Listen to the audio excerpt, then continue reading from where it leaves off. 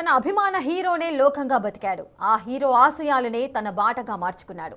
కానీ నేడు ఆ అభిమానే ఆపన్న హస్తం కోసం ఎదురు చూస్తున్నాడు.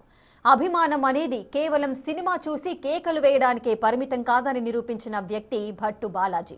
గత 20 ఏళ్లుగా మెగాస్టార్ చిరంజీవి అంటే ఈయనకు ప్రాణం. కేవలం ఫోటోలకు దండలు వేయడం మాత్రమే కాదు, చిరంజీవి యూత్ అసోసియేషన్ ఉమ్మడి రాష్ట్ర అధ్యక్షుడిగా ఉంటూ వందలాది సేవా కార్యక్రమాలు నిర్వహించారు. మెగాస్టార్ పిలుపునిచ్చిన ప్రతిసారి ముందుండి వేలాది యూనిట్ల రక్తాన్ని సేకరించడంలో బాలాజీది కీలక పాత్ర. సేవా కార్యక్రమాల కోసం తన సమయాన్ని, సంపాదనను ధారపోసిన బాలాజీ ప్రస్తుతం సొంత కుటుంబాన్ని పోషించుకోలేని స్థితిలో ఉన్నారు.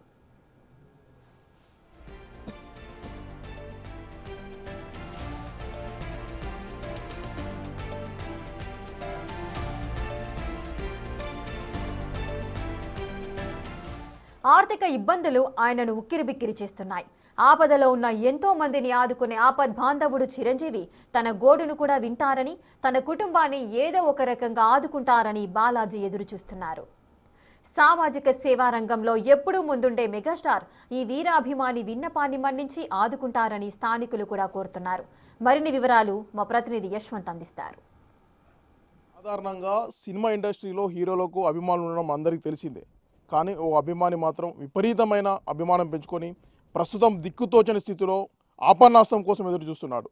మహబూబాబాద్ జిల్లా కేంద్రంలోని భట్టు బాలాజీ చిరంజీవి యువజన సంఘాన్ని ఉమ్మడి ఆంధ్రప్రదేశ్లో ఉండి స్టేట్ ప్రెసిడెంట్గా ఉండి ఎన్నో సేవలు అందించాడు. ప్రస్తుతం ఆయన పరిస్థితి దయనీయంగా మారింది. ఆపన్నాస్తం కోసం చూస్తున్నాడు. మన విజువల్లో చూసుకోవచ్చు. ఇది భట్టు బాలాజీకి సంబంధించిన ఇల్లు. ఇతను గత 40 సంవత్సరాలుగా చిరంజీవికి వీరాభిమానంగా ఉన్నాడు. అతను చిరంజీవి స్థాపించిన ప్రజారాజ్య పార్టీలో కూడా ఈయన క్రియాశీలకంగా పనిచేశాడు. అంతేకాకుండా చిరంజీవి యూత్ అసోసియేషన్ అని ఉమ్మడి రాష్ట్రానికి సంబంధించి స్టేట్ ప్రెసిడెంట్గా కూడా ఎన్నో కార్యక్రమాలు కూడా అందించాడు. అయితే ప్రస్తుతం ఆయన ప్రజారాజ్యం పార్టీలో ఉన్నప్పుడు కానీ చిరంజీవి చేసిన స్వచ్ఛంద కార్యక్రమాలు అన్నింటిలో కూడా స్వచ్ఛందంగా పాల్గొనేది. కానీ ప్రస్తుతం ఆయన పరిస్థితి, నన్ను ఆదుకోండి, నాకు ఉండడానికి ఇల్లు కూడా లేదంటూ అందరిని కూడా వేడుకుంటున్న ప్రస్తుతం ఇది ఇల్లు కూలిపోవడానికి శిథిలావస్థలో ఉంది. మొత్తం కేవలం రేకుల పైకప్పు, అది కూడా సగం కప్పు మాత్రమే ఉంది. ఈయన కొన్ని రోజుల దీక్ష కూడా చేస్తున్నాడు, నన్ను ఆదుకోండి అని. పలుమార్లు చిరంజీవిని కలిసే ప్రయత్నం చేశాడు, పవన్ కళ్యాణ్కి కలిసే ప్రయత్నం కూడా చేశాడు. ఉమ్మడి రాష్ట్రంలో ఉన్నప్పుడు ఎన్నో సామాజిక సేవా కార్యక్రమాలు కూడా చేశాడు. ప్రస్తుతం కూటమి ప్రభుత్వం ఏర్పడిన తర్వాత కూడా పవన్ కళ్యాణ్ ఉప ముఖ్యమంత్రిగా ఉన్న నేపథ్యంలో రీసెంట్గా కూడా పవన్ కళ్యాణ్ కలిసే ప్రయత్నం చేశాడు. అయినప్పటికీ అతన్ని కలవనీయలేదని కూడా అతను చెప్తున్నాడు. అసలు భట్టు బాలాజీ ఏం చెప్తాడు, ఎందుకు అభిమానం పెంచుకోవాల్సి వచ్చింది, ఎంత ఖర్చు చేశాడు, ప్రస్తుతం అంత మాట్లాడడానికి భట్టు బాలాజీ అడిగి తెలుసుకుందాం. చెప్పే, ఏం పేరు నీ పేరు, అసలు ఏం జరిగింది నీకు? నేను భట్టు బాలాజీ సార్, నేను చిరంజీవి అభిమాని సార్. ఫస్ట్ బెడ్ బ్యాంక్ పెట్టారు సార్, దాని తర్వాత బెడ్ బ్యాంక్లో అభిమానంగా ఉన్నా సార్ నేను. దాని తర్వాత ప్రజారాజ్యం పార్టీ స్థాపించారు సార్. బెడ్ అంటే బెడ్ ఇచ్చినాం, అన్నీ చేసినాం, ప్రజలకు తీసుకుపోయినా అన్నీ చేశాను సార్. అయితే 3,00,000తో 2 ఎకరాల భూమి అమ్మేసిన సార్ నేను. ప్రజారాజ్యం పార్టీలో మీకు బీఫామ్ ఇస్తాం, ఇక్రాంగ్ కోటలు అని పెద్ద సభలో చెప్పారు సార్. అయితే 2 ఎకరాల భూమి అమ్మినా సార్, 3,00,000తో అమ్మేసిన సార్ నేను. ఇప్పుడు 1,50,00,000 ఎకరం సార్. ఇప్పుడు పలుకుతాను, 20 సంవత్సరాలు పలికింది సార్. నాకు ఇల్లు లేకుండా అయింది, భూమి పోయింది, చేసిన కష్టం వృధా అయింది. నేను ప్రజారాజ్యం పార్టీ స్థాపించినప్పుడు తిరగంది చోట్లేదు. తిరుపతి, గంగాదేవిపల్లి ఎక్కడ ఉన్నా ముందు నేనే ఉన్నా సార్. అంతగానే ఉన్న తర్వాత ఆయన ఎలిమినేట్ చేసి కాంగ్రెస్లో ఎలిమినేట్ చేసింది సార్. చేసిన తర్వాత ఆయన ఎలిమినేట్ చేసేసిన తర్వాత ప్రజారాజ్యం పార్టీ తీసేసి కాంగ్రెస్లో ఎలిమినేట్ చేసిండు, అన్ను చేసి సినిమాలు తీసుకుంటే సార్. దాని తర్వాత పవన్ కళ్యాణ్ జనసేన పార్టీ స్థాపించారు సార్. ఎన్నోసార్లు పోయాను సార్. అంటే అసలు ఎందుకు, నీకు ఏమైంది, మంచిగా ఉన్నావు కదా, నీకు ఏం జరిగింది? నేను అభిమాని సార్, అభిమానంగా ఉండి భూమి గిమి పోగొట్టించు, నా ఇల్లు కన్ను పోగొట్టింది సార్. సినిమాకి పోయినప్పుడు కన్ను పోయింది సార్, నాకు ఇల్లు లేదు, నా భూమి పోయింది, నేను దివాలు తీసి రంగా అయిపోయినా సార్.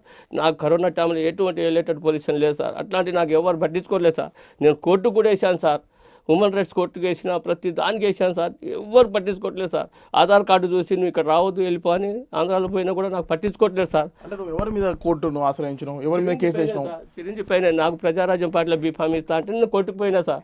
కోర్టుకు పోయినా అంటే అంత పెద్ద పెన్షన్ నువ్వు వేస్తావా, నేను చూస్తాపో అని చెప్పేసి నా లెటర్ నాకే పంపిస్తారు సార్. అంతే, ఏం లేదు. దానికి నాకు ఎవరు ఆదుకోరి, ఇప్పుడు పరిస్థితి బాగలేదు, నాకు వెళ్ళట్లేదు, నేను ఏం చేసినా కుదరట్లేదు అని పడనోళ్ళు కూడా బాగా చికాకు చేస్తున్నాడు సార్. ప్రస్తుతానికి ఏం కావాలి మరి? నాకు ఆదుకోవాలి సార్, నాకు ఆదుకుంటా అని చెప్పిండు మెగాస్టార్ చిరంజీవి గారు. నాకు ఆదుకుంటా అని చెప్తే నేను భూమి జాగా మీద సినిమాకు పోయిన కన్ను పోగొట్టుకున్నా అన్నీ చేశాను. జనసేన పార్టీకి మీ అన్న గురించి తిరిగాను కదా తెలంగాణ అన్న, మీరు ఆంధ్రప్రదేశ్లో ఇప్పుడు ఉప ముఖ్యమంత్రి అయ్యారు కదా, ఇప్పటికైనా నాకు సహకరించారేమో అని చెప్తే అది కూడా నాకు సహకరించట్లేదు సార్. ఆధార్ కార్డు చూసి ఈ ఆంధ్ర తెలంగాణ ఏరే మీరు ఇక్కడ రావద్దు అని చెప్పేసి సార్. అంటే నువ్వు అసోసియేషన్ కూడా ఏర్పాటు చేసిన ఉంటాను అది 2022 నేను అసోసియేషన్ స్థాపించాను సార్. ఇక్కడ చూపించిన సార్, ఇక్కడ చూడండి, నేను 2002 సంఘం రిజిస్ట్రేషన్ ఉండాలి, ఉమ్మడిగా ఉన్నాము మనం అధ్యక్షులుగా చేసినా కానీ ఒక గుర్తింపు ఉండాలని చెప్పేసి చేసి రక్తం ఇచ్చిన అన్ని సేవల కార్యక్రమాలు చేసినా సార్. చేసినా నాకు రోడ్డు మీద పాడేసారు. నా లెక్క ఏ అభిమానులు ఇలా ఆగం కావద్దని నా కోరిక సార్. నేను ఎన్నో పోగొట్టుకున్నాను, ఎన్నో ఆగమైపోయాను. అంటే నువ్వు చిరంజీవిని ఎన్నిసార్లు కలిసే ప్రయత్నం చేసి ఇంతకుముందు ఆయనతో కలిసి పనిచేసినప్పుడు ఏమేమి ఆయనతో కలిసావు అసలు? ఇంత ఒక్కసారి నేను ఒక్కసారి కలిసాను సార్. కలిస్తే బెడ్ తీసుకున్నారు. తర్వాత 150 మందిని ఇక్కడ నుంచి మహబాద్ నుంచి హైదరాబాద్ తీసుకుపోయాను సార్.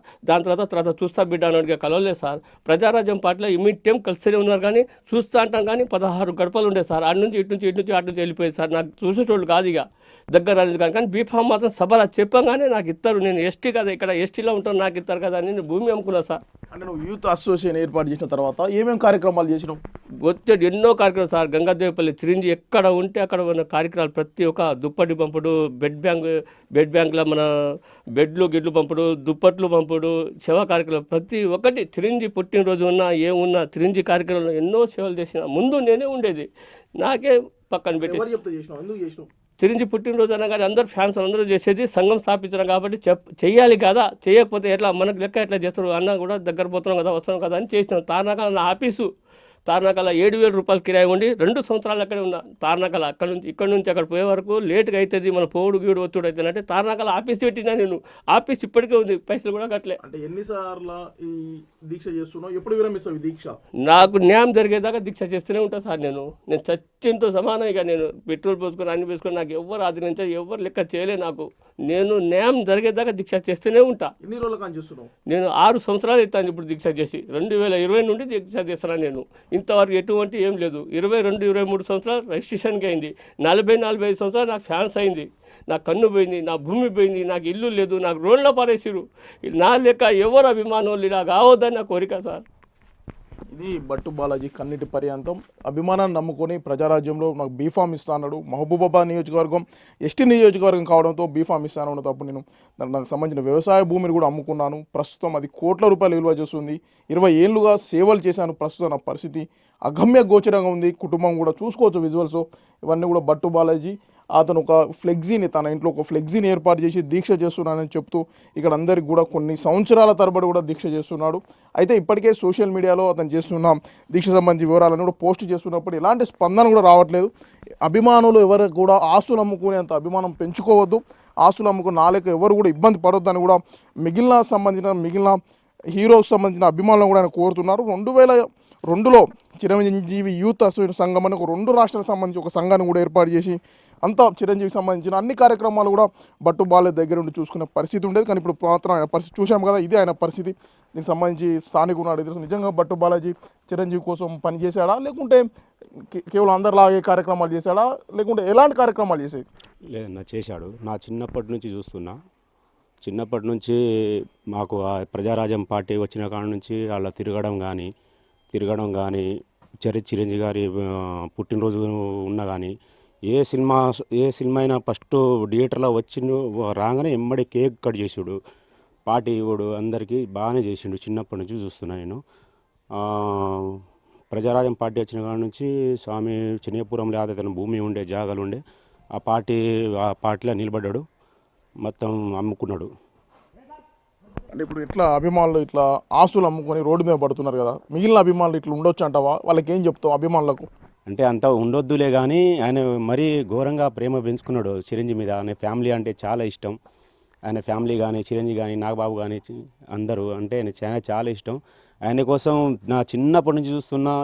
ఇక తిరగని చోటు లేదు, తిరగని ఇది లేదు. చూసాం కదా బట్టు బాలయ్య పరిస్థితి, అభిమానం ఎక్కువైపోయింది, విపరీతం అయిపోయింది. ఇప్పుడు ప్రస్తుతం అభిమానమే అతన్ని ఆగం చేసిందని కూడా స్థానికులు చెప్తున్నారు. ఎవరైనా అభిమానం ఉండాలి, కానీ అది లిమిట్లో ఉండాలి. మరి ఆస్తులు పోగొట్టుకుని కుటుంబాలు రోడ్డు మీద పడేంత విధంగా ఉండొద్దని కూడా బట్టు బాలాజీ మిగిలిన ఫ్యాన్స్ కాదు అని చెప్తున్నారు. మరి చూడాలి చిరంజీవి కానీ మెగాస్టార్ ఫ్యామిలీ ఏ విధంగా స్పందిస్తారు, బట్టు బాలాజీని ఏ విధంగా ఆదుకుంటారు అనేది వేచి చూడాల్సిన అవసరం ఎంతైనా ఉంది. వీడియో జర్నలిస్ట్ కీర్తన్తో యశ్వంత్, బిగ్ టీవీ, మహబూబాబాద్.